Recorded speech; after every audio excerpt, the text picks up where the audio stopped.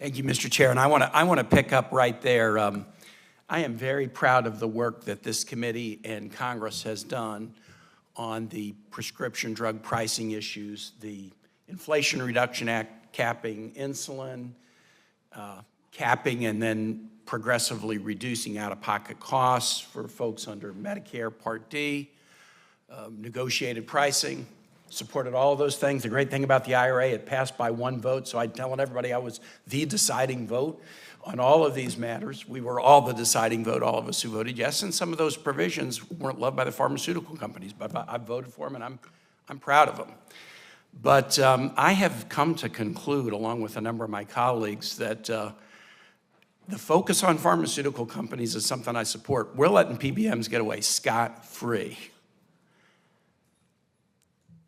One company, one industry researches, one doesn't. One industry produces life-saving treatments, one doesn't. One industry is super-duper profitable and another one profitable. The one that's the super-duper profitable is the one that's not doing any research and not producing any life-saving innovations. One industry is under fairly intense scrutiny by this committee in Congress, and one isn't, and it's the one that's the super-duper profitable one that is not researching and not producing products that is getting away scot-free.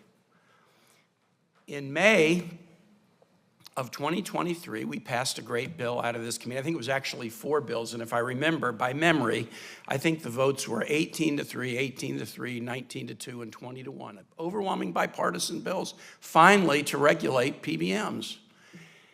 And I'm disappointed that those bills haven't gone anywhere. I turn on my TV and I see the PBMs running all kinds of ads against Congress, telling Congress, not to vote for the scary PBM reform bill. If we're going to bring prescription drug prices down even more, we shouldn't let up on having Mr. Jorgensen and other CEOs here and pressing them, but we got to get serious about the PBM reform piece of it.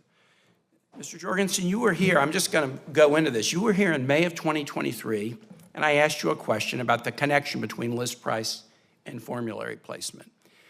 And I will say, Chairman Sanders, this was the single best hearing I've attended in 12 years in the Senate, the hearing where you had both the PBMs and the pharmacy CEOs together, because you're familiar with the phenomenon that everybody blames the party that's not in the room. We had them all at the same table. You and your 2 CEO colleagues testified that PBMs prefer the drug with the higher list price, and it's difficult, if not impossible, to get a formulary placement for a drug with a lower list price. And that's because they often make a profit on the discount or rebate they can negotiate off a list price. And this perverse incentive artificially keeps drug prices too high. So then I followed up and asked this question to the PBM witnesses. And I asked about this. And as you might expect, they were not direct in their answer. I asked one witness, quote, "So you do not have any fee structure in your company where you collect a fee based on the percentage of the list price?" The response I received after a long pause, "We certainly may have a few in our client base." Everybody in the room knew that answer was a complete dodge, and that was over a year ago. Senators Marshall, Tester, and I have been working for over a year on a bill that would address this issue.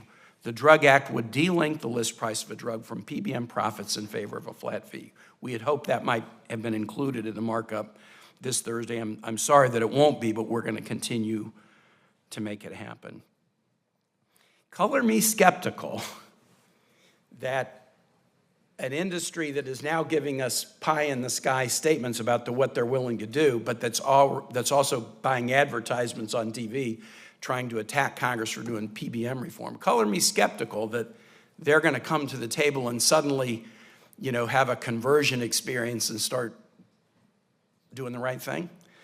But I guess one evidence of whether they're doing the right thing is, since you were here in May of 2023, have PBMs changed their practices, or are they continuing to favor higher priced drugs on the formulary and make it difficult to put lower priced drugs on the formulary? Thank you, Senator, for the question. We have not seen a wide uptake of the insulins where we lowered the price. They can always find special formularies where they're present, but we have reduced access to those insulins compared to other insulins.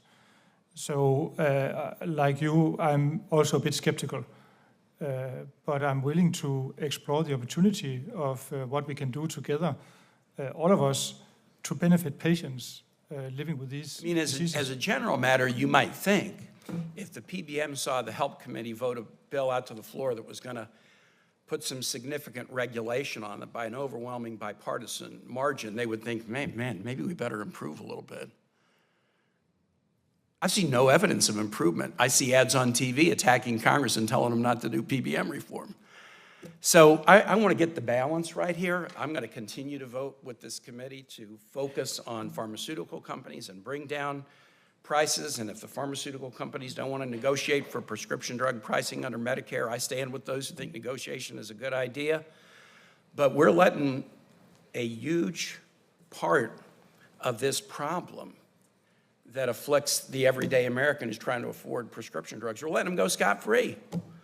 And we've got a good bill on the floor right now that I think with some improvement could do a great job. And I hope we'll take it up, and I hope we'll devote the same attention and focus to the PBMs as we do to the pharma companies. With that, Mr. Chair, I yield back. Senator Brunn. Thank you, Mr. Chairman. We've had so many discussions like this, and I wish I had a big something to hold